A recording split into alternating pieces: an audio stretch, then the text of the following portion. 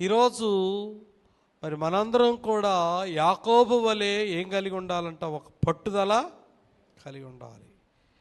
పట్టుదల ఉంటే సరిపోదు, పోరాడే గుణం కూడా ఉండాలి.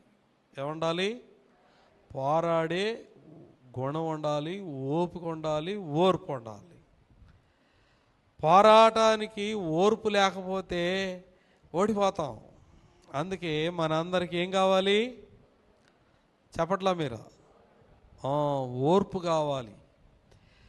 ఒక విజయాన్ని సాధించాలంటే, ఒక ఘనమైన కార్యం సాధించాలంటే ఎన్నో ఆటంకాలు వస్తాయి. మన అయ్యగారు అన్నారు, మంచి పనికి మాటి మాటికి ఆటంకములు వచ్చును అన్నారు. కాబట్టి ఎన్ని ఆటంకములు మనకు ఇచ్చినంట వాటిని మనం సాగించుకుంటూ ముందుకు ఓర్పుతో నేర్పుతో మనం ముందుకు సాగాలి. చూడండి, ఈ యాకోబు గారికి ఉన్నటువంటి గొప్ప ధ్యేయం ఏమిటంటే, నేను జ్యేష్ఠుడిగా ఉండాలి. ఎందుకంటే జ్యేష్ఠుడిగా ఉన్నవారే ఎవరికి ఇష్టము? దేవునికి ఇష్టము. పెళ్లి కుమార్తె సంఘము జ్యేష్ఠుల సంఘము, అనగా 100 పంట కలిగిన సంఘము.